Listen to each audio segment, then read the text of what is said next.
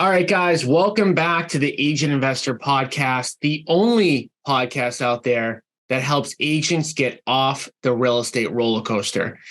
If you've ever been nervous about when your next deal is coming in, if you've ever wanted to fire a client that you know you shouldn't be working with, but you need the money, if you've ever gotten any anxiety like me about not having that steady paycheck as an agent, you need to invest in real estate. An Agent Investor features agents who have gotten off the real estate roller coaster and who have supplemented their agent income by investing in your real estate. I know that getting off the real estate roller coaster is important because I was an agent just like you on that same real estate roller coaster until I started investing in real estate. Since then, I've fixed and flipped over 1,200 homes. I have an over 300 unit rental property portfolio, and I have a brokerage that helps agents achieve financial freedom through real estate investing with over 350 agents. We've got a really, really great couple of guests on today, a husband and wife team. And it's interesting because Stefanie of Team WB and soon to be Dominion actually reached out to me last night to say, hey, what should we talk about? And it's funny because I'm going to go in a completely opposite direction of what I mentioned to her last night. Yes. Throw it all out the window. Okay. Yeah. You know why? Because I was at the gym this morning. Yeah. And I was thinking about, you guys coming on. And I thought about this for a second, and it kind of hit me that you guys, both of you combined, do the absolute best job out of anybody that I know of juggling so many things. So let me, and I don't know if you guys have ever thought about this or if anybody's ever told you this, but, for those of, people that are listeners of mine and who have followed me, I don't live a balanced life. I don't. I work 24/7. If I'm not working, I'm with my family, but nothing outside of that. I just am not a balanced person. I'm not good at juggling a lot of different things. Now, contrast that, compare that to Team WB here and what they do. Now, think about this, guys. So they have a real estate team. Number one, they're a husband and wife team, which in and of itself could probably be a whole podcast episode. And I'm sure it comes with a whole bunch of could be a 3-day course. Yeah. And my wife worked in my business for a while. Challenging thing for sure. So they're juggling that, being a husband and wife team. Now, they've also, when they're at my brokerage for 4 years, I think you guys almost every single year sold or had at least one of the highest volumes for the buy side. Right. Mm-hmm. And you guys win awards every single year. You guys make a bunch of money as agents. Now, you also have a short-term rental, right? You also have long-term rentals. Yes. And recently, you guys welcomed your daughter, and now maybe 1.5, 2 years old. Where are we at exactly with that right now? Yeah. Almost 2 in March. Almost 2. I thought 1.5. Yep. But that's not all, right? So you could say, all of this stuff is a lot of stuff. But the one thing that you have to add on to all of this is that they're very social, and they still have probably less of a social life than they used to. But from my perspective, somebody that doesn't do a whole lot, you guys are out doing stuff, and not only just doing stuff, but Stefanie's a performer. Patrick's a kind of performer, right? We'll dabble. Yeah, you do pretty well. So why I want to talk about this is because specifically with investing, I get a lot of, I'm going to call them objections as, agent talk here about why people can't invest in real estate. And it's actually crazy because I got somebody this morning who literally messaged me, who's in my program, and said, I just want to thank you for all your help. I decided that I'm not going to start investing this year. Okay. 2 things, right? Being an agent, being an investor, can't do 2 things, can only do one. So I want to talk specifically about how you guys are kind of pulling all of this stuff off. So don't leave, guys, because you're gonna learn how they're juggling not like one or two things, but like 5, 6, 7 things.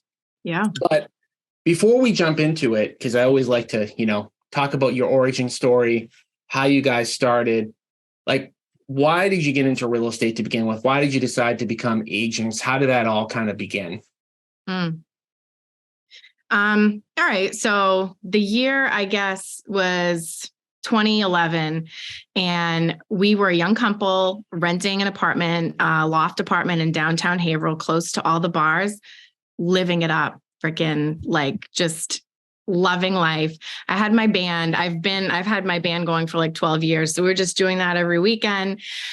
But we were living paycheck to paycheck, kind of. And, we had a small savings, but it wasn't, with my band and everything, we wanted more freedom, essentially.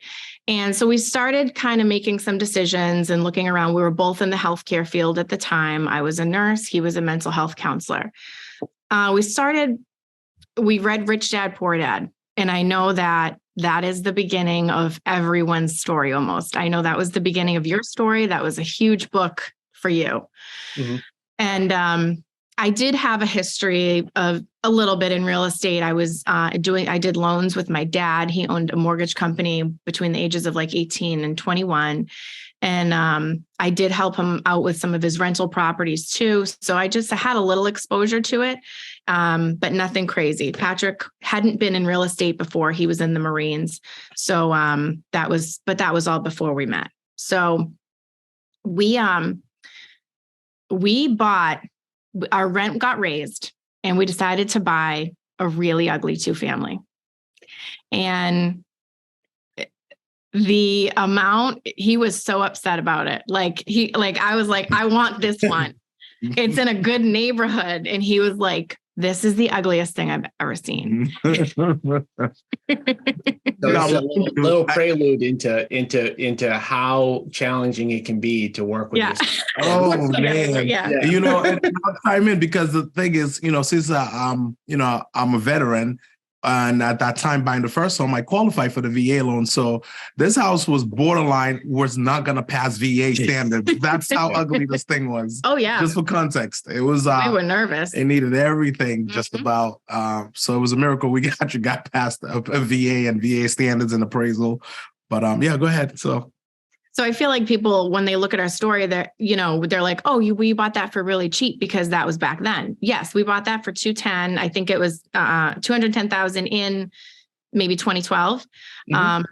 But that's going to if you buy something today for $400,000 in 9 years, it's going to be double. So I hate that objection. Like I have people say that to me. Well, that was really cheap, So we bought it. We rented out the other half. We lived for $300 a month. That was our output, right? Because it was $1,400, the mortgage. And we were like, well, this is cool. And then we decided to move out and rent that out. We bought the house we currently live in now, which was also ugly. Mm-hmm. We had fixed that up. This is fixed up now. We intended on renting it, and we did end up selling it. Might have been a mistake, but you make mistakes along the way. But the cool thing was we walked away from that with $90,000, and we decided to quit our jobs. And we were like, this is freaking cool. We just lived for $300 a month. Like, how is that ever possible? And we made $90,000. Yeah, we did a lot of painting and DIY stuff and work on the weekends, but we put sweat equity into that house. So, and that was in 2 years' time. I don't know if she already said. Yeah, it took 2.5 years. Yeah, 2 years from the time we owned that property, and within that 2 years' time, we would fix something on the house every 3-4 months, man. Whether it was doing the flooring ourselves, and yes, we did it ourselves. Went to Home Depot, got on YouTube, learned how to do flooring. Yeah, and in another 3 months, we saved some money. Maybe do a vanity in the bathroom, And we had some help on the way with like either friends that were skilled in certain things.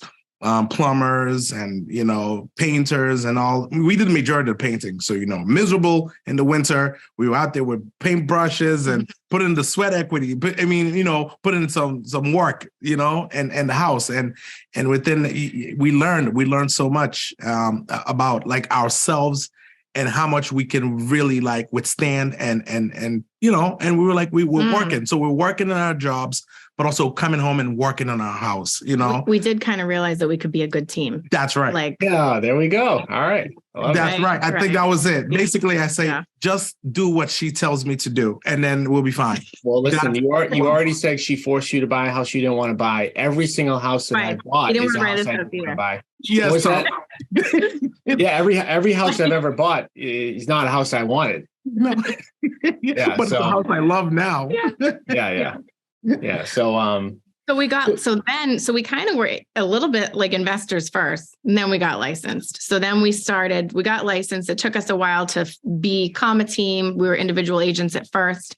We were crazy. Like we didn't have, at one point we just had no money, and we were just like, well, hope this one closes, like up and down.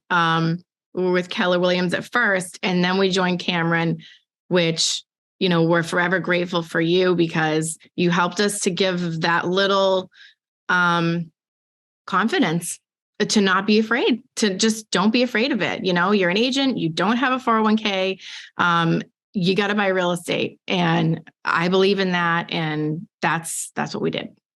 Yeah. No, I mean, I think, you guys already said two things that I think are just so important. The first is like, you talked about doing the sweat equity stuff and really probably just doing stuff in addition to your job, which is like a lot of people will say, hey, I want to invest in real estate or I want to be successful in anything. And then you go, okay, this is what you need to do. And what you need to do, it's always more than what you want to do, right? It's not a 40-hour thing. And then the other thing that I never advocate for, but that is common, and I was $60,000 in credit card debt in the beginning phases, like you do sometimes need to gamble on yourself like a little bit. Again, I don't really advocate necessarily doing it to the extreme that I did it. Mm-hmm. But I think that is a common, story too. And sometimes you have to like fight your way out of that. And, when your back's up against the wall. You think about like the moms who like can pull a car off their kid. And this is like probably the worst analogy. I probably shouldn't have even said this, but like, people can do amazing things when they're forced to, but like the mom couldn't pick the car up just if she wanted to, but then the kid's there. It's like, okay, I can do this. Mm-hmm. So when you guys, you got that 90K or 80K, whatever it was, what made you actually say like, okay, we have a little bit of savings. Now we want to become agents. Like, did you ever, in the beginning, was it like that you wanted to invest, or was it just that you were like, okay, we want to be agents at that point? I think we definitely just didn't want to be in healthcare anymore and have someone like dictate our schedules. We wanted to make our schedules. We wanted to own our business and our time. We just realized that we were bad employees, essentially. Like, we don't want someone scheduling us from 7 to 3. We want to make our schedule. And I think a lot of people that are entrepreneurs don't know they're entrepreneurs, and they just think like, oh, I'm bad at going to school. I'm bad at being an employee. But no, you just kind of are meant to own your own business. I mean, what's your take on that? Yeah. What she said on top of the fact of, mind you, her father used to be in business, and then she grew up kind of like in business. So at some point, once he saw how we were navigating ourselves and moving about in the world, and we bought that, that 2-family, we did it ourselves. Like basically we just relied on each other to do it. I remember her dad saying to us, I think you guys need to get into real estate. He definitely was a factor, an influence to tell us like, we can do better. We can be entrepreneurs. So he was that voice that was like, in our heads too, saying, hey, what are you guys doing? You guys are great together. You guys, he had seen the grit basically in us, like, right? Yeah. And for some reason, he always compliments me. Patrick, you're awesome. You know, you're calm, you're patient, you're personable. People like you. I like you. And because, you know, her dad is, you know, he picks and chooses who he really likes. But yeah, I'm one of his favorite people. So, you know, absolutely. So for him to tell me that was a big compliment. And he said, you know, I think you guys should do it. And so that was there too. But like, you know, it's a combination. It is a combination of all of that stuff. And yeah, we just knew we could do better because, again, you know, we're dynamic that we treasure each other's, you know, opinions and thoughts. Like, you know, if Steph has an idea, she'll run it by me, talk about it. I'll give her my honest take. If I don't think it's a good idea, then it's a stalemate. It's like, okay, well, no, I don't think it's a good idea. But more than likely, when she brings something up, it's a great idea, right? Then she'll run it by me, and I say, I like it. Let's go. Because I am a free bird. I like to, you know, let's get in. Let's dive in.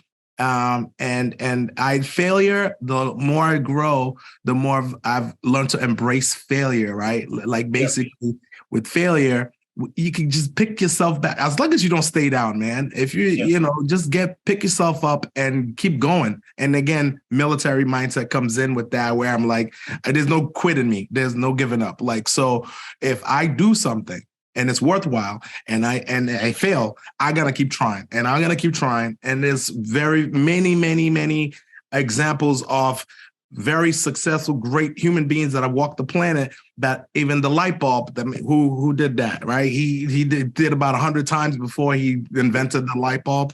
So you hear stories like that, you just say, well, no, who am I to give up? Basically, who am I to give up? I'm going to do this. And if somebody's done it before, Tom, again, in the Marines, this is what gets me going every day.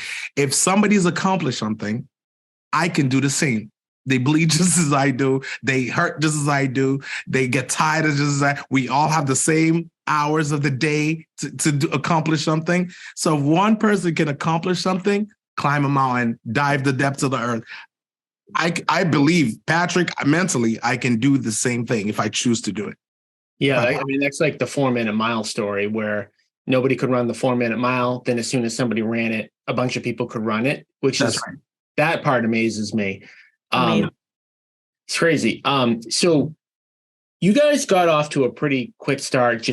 I mean, well, you're saying you got down to no money, so maybe I missed that part. But like, to me, you know, because you're building a real estate team, a real estate business.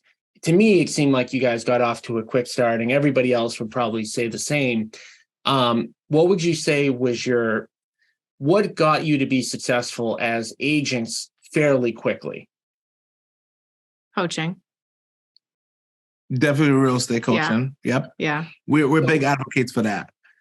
So what type of coaching did you get? And then how did that, like, why did that change what you were doing or help you? So he became licensed first, and the first year was really rough for him. And I was kind of still working as a nurse part-time just to support us. And while he was like getting up and running, and it was a rough year. And then a few months later, I got my license and we attended a event in New York, and it was a Tom Ferry event called Blueprint. And it was about how you can just design your business and design your life. You can pretty much just do whatever you want. You just have to plan it and put the work in and have the right mentors. So right then and there, we signed up for coaching. Classic story. We put it on a credit card. The credit card was declined. We put it on another credit card. Yeah. I'm not making that up. Yeah. Not making it up. And I remember the lady like chasing me with the paper. This was declined. So, no, but they just taught us what to do every day to be successful. And as you and I discuss a lot, Tom, it was freaking boring what you have to do every day. Yeah. We had to do an hour of phone calls and an hour of market research. And we had to do follow-ups and make phone calls and keep everything organized so that nothing slips through the cracks. And that's all it was at first. And when we finally got someone who wanted us to show them a house, that was exciting, you know? Yeah. And then we scaled up. Then finally, you know, we closed 20 deals together. Then the next year we closed 40 deals together. Then it was 45. So that quickly added up to a lot of commission income, and we scaled up quickly because we kept our daily routines good and consistent with good habits that might not be exciting, but they work. Yep. My favorite saying, success is boring. And it really is. And sometimes, especially like if you're an entrepreneur and you're a salesperson, like you don't want that routine. That's like what you want to like fight. But that's what, tends to yield the results. Mm-hmm. Yep.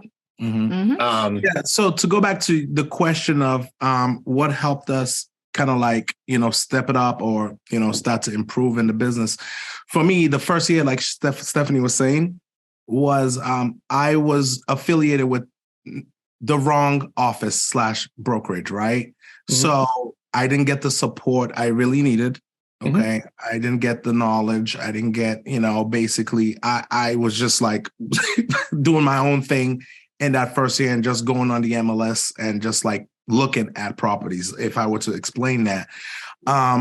And I know I told you this a few years ago. I said, Tom, man, I wish I found Cameron from day one, honestly, because some of these newer agents don't understand. And I get it. Like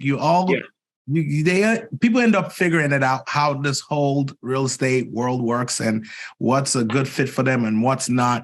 But honestly, if I could just like literally have a 1 minute face-to-face with every new agent that's walking around either looking to get licensed, and this is in support of you, Tom, and because it's really the truth, I would just say, listen, I've been around the world. I've been around the block.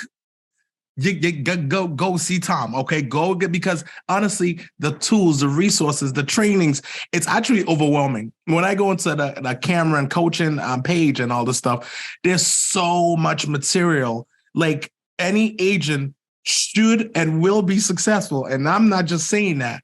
Tom, I'm very honest. You'll get your testimonial check is going to come in the mail. Like, man, listen, man. I had an extra 0 on it. Okay, I know you know, Tom. But in all seriousness, when I got to Cameron, the amount of like just everything was actually like it was just like so great, so overwhelming.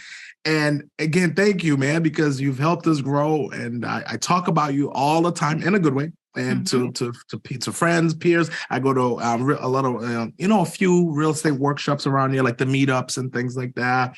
I'm proud to say I'm affiliated with you. It's been great, man. It's been awesome.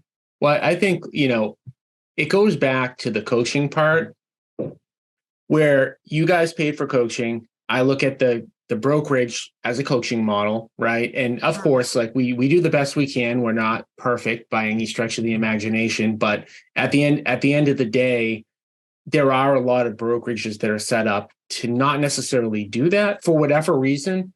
I know the first one you were at, it was just like a one-person operation, and it can be challenging. There's different challenges at all phases of businesses. But one thing I did want to just say related to the coaching that you guys said quickly, but I think it's important for the listeners to understand. One of the biggest telltale signs of people that are successful are quick decisions. Okay. Now, that doesn't mean you run out and just make dumb decisions all the time, but having that like conviction and like knowing it, like you guys went to a Tom Ferry conference. I've been to them. He does a very good job. Definitely probably the leader in the industry with real estate coaching. Yeah. And you guys saw the value. You knew you needed to do it, and you didn't really care how it was going to get done. You just move forward. And I think that's one thing about you guys both, is that like you don't sit around for 6 months to make a decision. And I'm sure there are decisions that you guys take longer to make, but in general, like it's just a commonality, and it's a fact. If you kind of Google it, successful people always make decisions when they know it's the right decision, and they do it. So with that being said, I don't want to forget about the balance part, because again, you guys became successful agents. and you already had the experience with owning that 2-family and renovating the home that you guys own. So adding in all of these other things, like keeping time for your friends, you guys do stuff, you guys travel.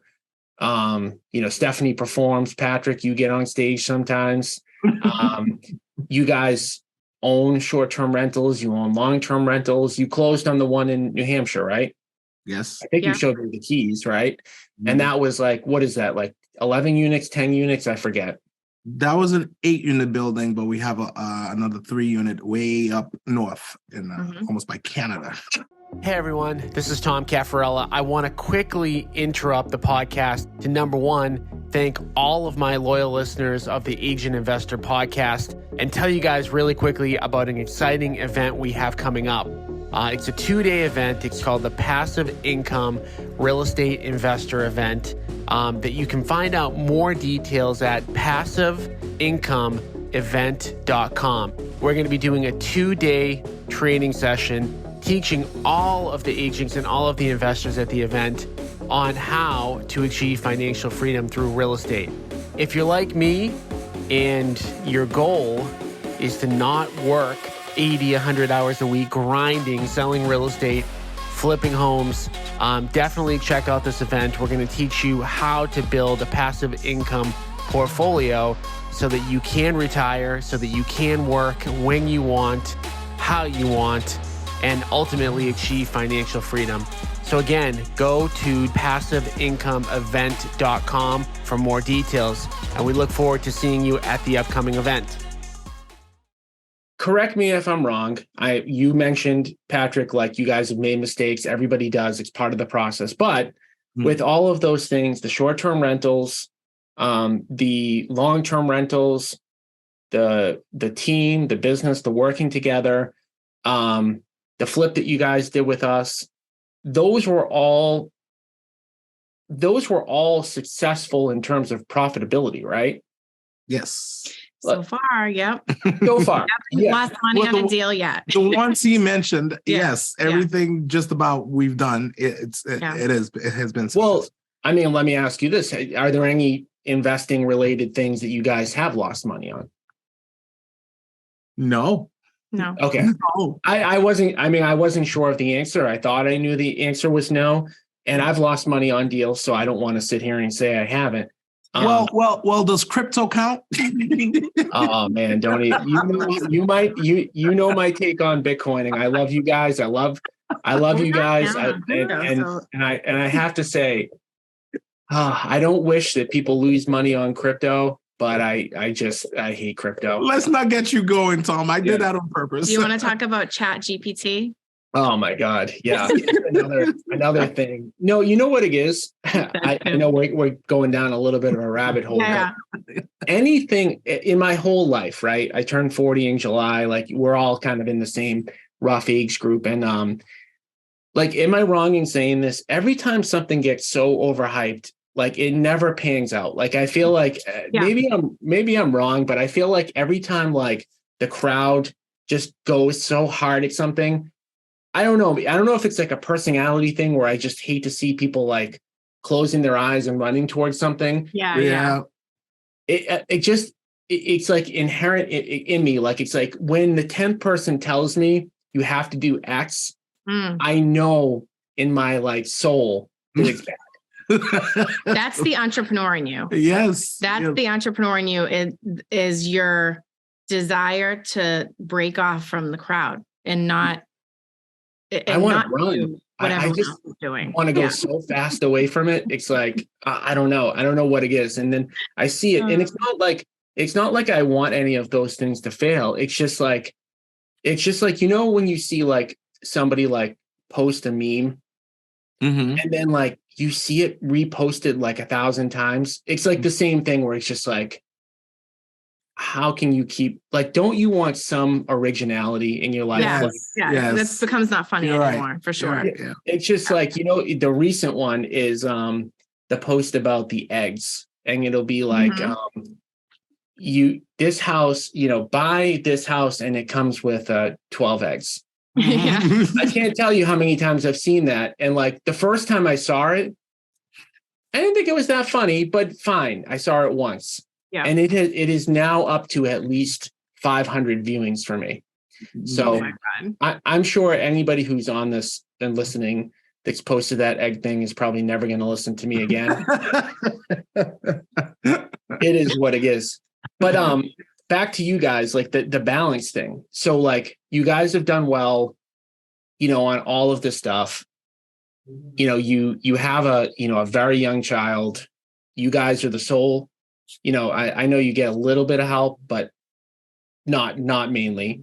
And so how are you guys juggling all of this stuff? And what would you say to somebody that's like, I can't be an agent and an investor, and it's only like two things? Okay, well, the balance question, that has changed for us, right? So before we had our little girl, we were in the coaching thing, and we saw ourselves in the hustle culture, like always working, always hustling. And so there was some point where we had to say to our coach, like, hey, we just did 45 deals. We don't want to do 90 deals next year. We want to go on 4 cruises next year. Yep. We want to go to Foxwoods 6 times. This is what we want to do because this is why we work so hard. Right. Yes. So we had that. I think a lot of top producers don't even have that conversation. They're just like business. Yes, here it comes. But at the end of the day, why do we do this? Like, what's going on here? What are you trying to like work yourself into an early grave? Patrick is a huge proponent. I definitely like working more than he does, as far as like, I get really caught up, and sometimes he pulls me back and he's like, hey, so you need a vacation. You look crazy today. Like he's like, I can see it in your eyes. Right. Yeah, so he'll kind of call that out. But the balance for us now has really changed. So we had our baby, and at that point we had 2 investment properties. And what I think is really cool is we had our baby later in life. I was 38, and we were able to just take whatever time off we wanted and hang out with her. And that's a lifestyle thing. I couldn't, if you have a job, you get maternity leave, and it is what it is. You get 6 weeks or whatever your job allows. And then you have to put your child in daycare. And this is just a personal thing. I know a lot of people love daycare, but I would never put my daughter in daycare. That's one of my whys. That's one of my goals. My mom and my sister take turns coming here. They watch her here. And we are so blessed because it's family. She's with family. She's safe. And it's only a certain number of hours. I've changed how much I work. I probably was a workaholic before. Now I work 6 hours a day, and that's it. And other than that, I'm with my daughter. So the balance really changed. Before it was like, okay, we need to chill out on working so much because we want to focus a little bit on investing. And also we want to go do all these fun things. And now it's a totally different reason we have her, but it's really cool that we don't have to work all the time, and we can spend whatever time with her that we want. And guess what? Our production took a hit last year. We didn't close as many deals, but that's fine. We're okay with that. Yeah. Right? And I think where, it's challenging, and, myself, I struggle with this. And I think, Patrick probably, if I'm looking and I'm taking like 2 steps back, like, I think I probably wish I had more of his mindset with it, because in reality, like, as everybody will say on their deathbed, you're not thinking about whether or not you earned, another dollar. And Stefanie, as you kind of like mentioned, I think one thing that you mentioned about the balance isn't maybe necessarily balance, but maybe just like prioritizing what your life should be like. And, whatever they want to call it. Like, I don't know if this is a gym slogan or a coaching slogan, but like life by design. And, as you said with the coaching, it's like a lot of people, you don't need to have a coach to think about this stuff, but you do need to force yourself to kind of think about like what your objectives are. Like, we just ran a 5-week business planning thing. And the second week of the 5 weeks was like, where do you want to be in 10 years? And really, like, it's not about money. It's like, what do you want your kind of like life to look like? Yeah. And one of the things, like I said to everybody who was on the call, was like, whatever you think now, in 10 years, it's going to be different. Yeah, 100%. It is. I remember like when I was like maybe like 21, I went to Rhode Island to see the mansions in Rhode Island. And I remember I took a picture of one of them. I put it on a notebook and I'm like, this is what I want. And that was what I thought in my head. Like, I thought I wanted to like have a bunch of money, to have a bunch of toys. And not that I don't like that, but like, as you change your age and things change in your life, it's like, I mean, your priorities change, but you have to like look at that conversation. And maybe that is probably one of the benefits that you guys get from being on a team, which is like, Patrick can probably understand like you working a lot and what that means, versus like somebody who maybe has a W-2 job would have a harder time, like maybe would accept an excuse like, oh, this is just how real estate is. Yeah. More than him, who can actually say, hey, I'm in this. I get what is going on right now. That's right. Right. But you guys are still actively social, right? Like, I mean, I'm sure that cut down to some extent, right? Yeah, But it's decreased. Yeah. Yeah. Our calendar is strong. We actually make it a point to I mean, we know it's very essential in business to have a bit like a calendar where you jot down your meetings and your appointments and all this whatever else, right? But in there, we'll stick something in there like barbecue at friend's house from 6. We make it a point to put social events in calendars to that extent. So yeah, no, we are Scheduled. Yeah, I like Steph said, she would sit here and she will zone out with work. She'll work. And then I'm always I as much as I like to keep it humorous, as you both know, like I'm always gonna keep it light in any atmosphere, make sure people are laughing and enjoying themselves. But I think a lot. And my thinking leads me to say, right, listen, what's all this work for if you can't enjoy your life with your family, with your friends? Like, it's so important, so important. There's movies depict, like you said, Tom, people on their deathbeds then regretting, I wish I did this, I wish I did that. One thing coming up is I used to love talking to more experienced people, older experienced people, and I used to just listen. Who are you pointing at? Is there somebody at your house that's over there that's old and experienced? This is my brain. This is how my brain is. I thought there was somebody like right in front of you. No, there is someone. There is someone also too. Oh, okay. Sorry. Did I do like a quick dart? I'm sorry. Yeah.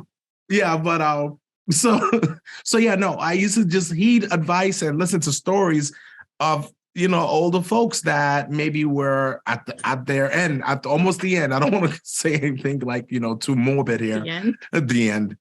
But they, you listen to their stories and you get perspective and insight, and I never forget that. And I always, and for a person like me who's been through the military, specifically the Marines, who I've had people, friends, brothers, I call them, like never came back home after deploying. And it's like terrible, right? So, and they have families and wives and kids. So I have so much gratitude. Again, the key word here, gratitude, blessings. I feel like I'm happy to have met you, Tom.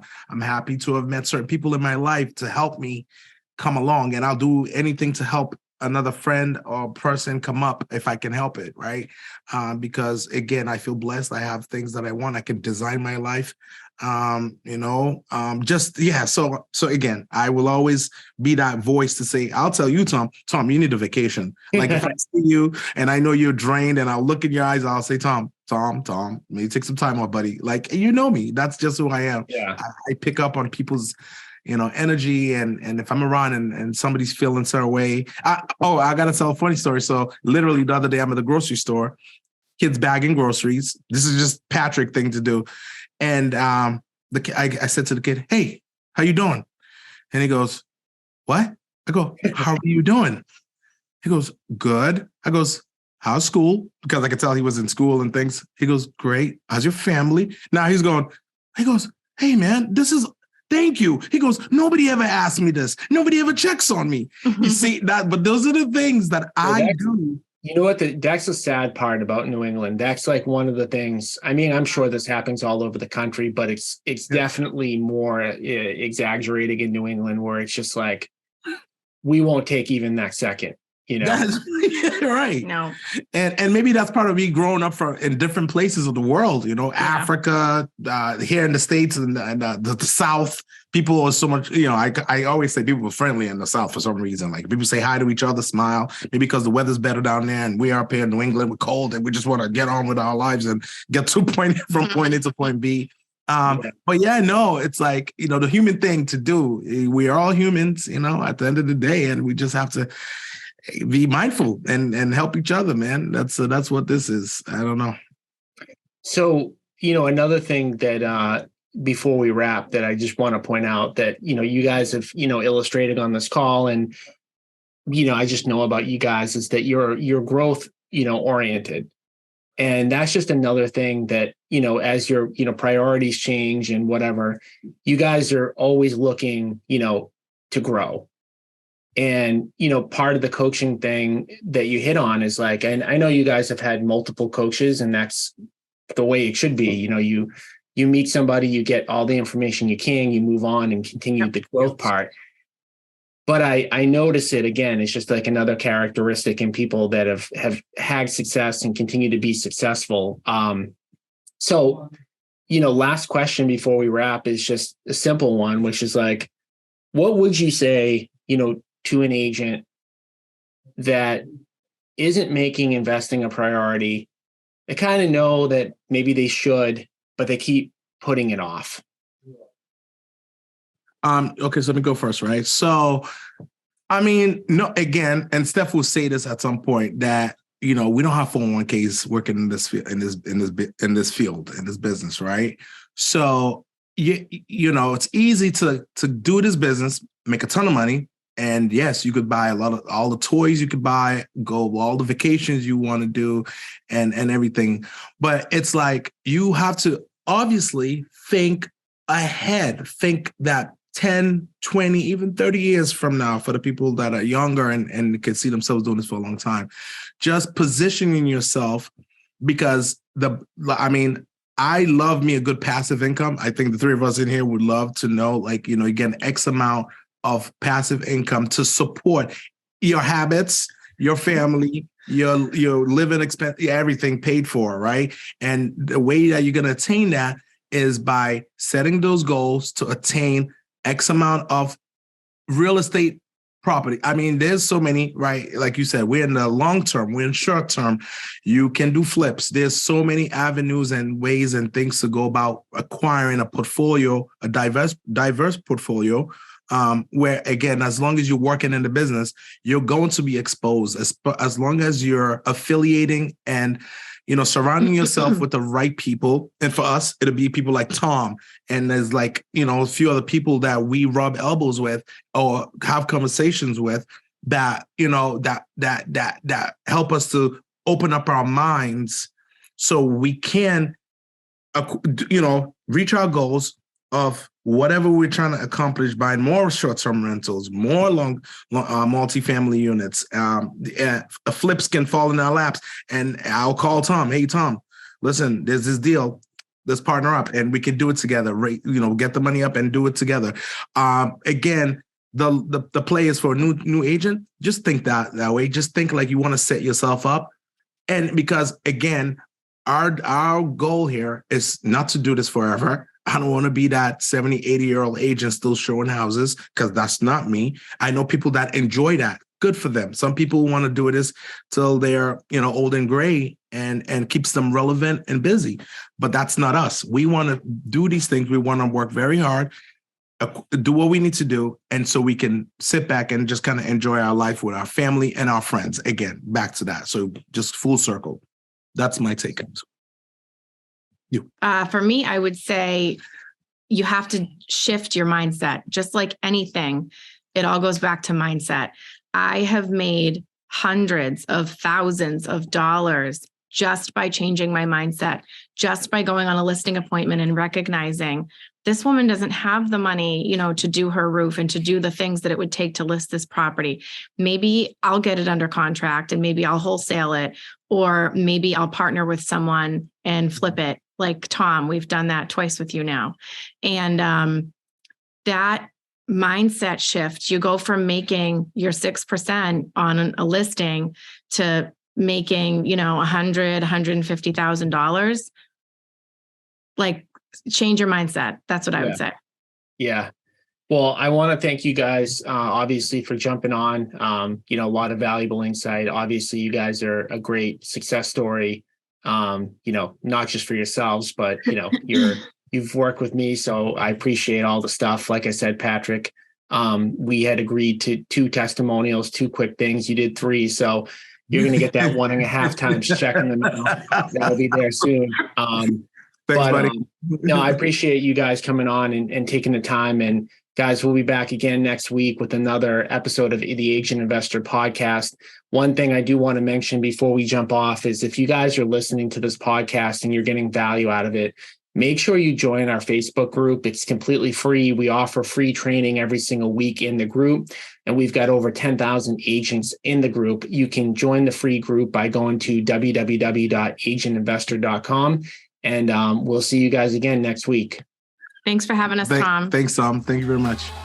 Thanks again for listening to the Agent Investor Podcast. And especially thank you for sharing the show with other agents and reviewing the show on iTunes. Every time you share the show and leave a review, you are potentially changing someone's life. To get free weekly education, strategies, and to connect with other agent investors across the country, join our free Facebook group at agentinvestor.com. Again, that's agentinvestor.com.